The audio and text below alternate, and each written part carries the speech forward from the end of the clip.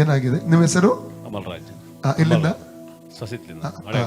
ಏನಾಗಿ ಕೂಲಿ ದವಡೆ ಭಯಂಕರ ಬೇನೆ ಉಂಟಾ? ಜೋರು ಬೇನೆ. ಸ್ಕ್ರೂ ಮೊರಣಿ ಬೈದಿತ್ತಾರ, ಸ್ಕ್ರೂ ಡ್ರೈವರ್ ಎಂಚ ಗೈದಿತ್ತಾರ. ಒಂಜಿ ಸೈಡ್ ಮಾತ್ರ ತಲೆ ಫುಲ್ ಬೇನೆ. ಮಸ್ತು ಬೇನೆ ಉಂಟಾ? ಮಸ್ತು ಬೇನೆ.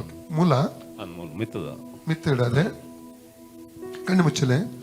ತಂದೆ ದೇವರೇ, ಯೇಸುವಿನ ನಾಮದಲ್ಲಿ ಪವಿತ್ರಾತ್ಮನ ಸಹಾಯದೊಂದಿಗೆ ಕರ್ತನೆ ನಿನ್ನ ಪಾದ ಪೀಠಕ್ಕೆ ಬಂದಿದ್ದೇನೆ. ಸಹೋದರ ಅಮಲ್ ರಾಜ್ ಅವರ ಆರೋಗ್ಯಕ್ಕಾಗಿ ನಾನು ಪ್ರಾರ್ಥನೆ ಮಾಡ್ತಾ ಇದ್ದೇನೆ ಸ್ವಾಮಿ. ಕರ್ತನೆ, ಈ ಭಾಗದಲ್ಲಿ ಅವರು ಅನುಭವಿಸುವಂತ ಈ ನೋವಿನಿಂದ ಪೂರ್ಣ ಬಿಡುಗಡೆ ಮಾಡು. ಆ ದವಡೆ ಕರ್ತನೆ ತೆಗೆದ ನಿಮಿತ್ತವಾಗಿ ಬಂದಂತ ಸ್ವಾಮಿ, ಆ ನೋವು ಆ ಪೂರ್ಣ ಬಿಟ್ಟು ಹೋಗ್ಬೇಕು. ಮಾತ್ರವಲ್ಲ, ತಲೆಯಿಂದ ಆ ದವಡೆಗೆ ಬಂದಿರುವಂತ ಈ ಭಾಗಕ್ಕೆ ಬಂದ ನರದ ಮೇಲೆ ದೈವಿಕ ಸೌಖ್ಯ ರಿಲೀಸ್ ಮಾಡ್ತೇನೆ. ಆ ದವಡೆ ತೆಗೆದಂತ ಸ್ಥಳದಲ್ಲಿ ಕೂಡ ಸೌಖ್ಯ ರಿಲೀಸ್ ಮಾಡ್ತಾ ಇದ್ದೇನೆ.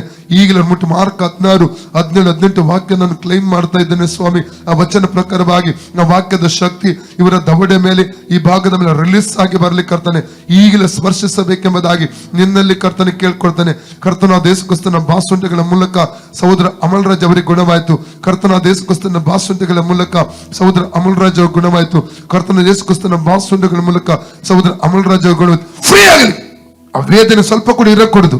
ಫ್ರೀ ಆಗಲಿ ಯೇಸು ಕ್ರಿಸ್ತನ ನಾಮದಲ್ಲಿ, in the name of Jesus. ಸೌಖ್ಯವಾಗಲಿ. ಇತ್ತೂಲೆ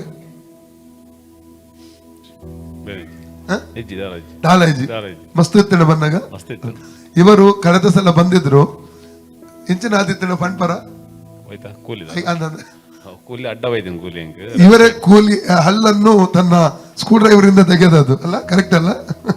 ಓಕೆ, ಈಗ ಯೇಸು ಸೌಖ್ಯ ಮಾಡಿದ್ದಾರೆ. ಓಕೆ, ಯೇಸುವೆ ನನಗೆ ಸೌಖ್ಯ ಕೊಟ್ಟಿದ್ದಕ್ಕಾಗಿ ನಿನಗೆ ಸ್ತೋತ್ರ.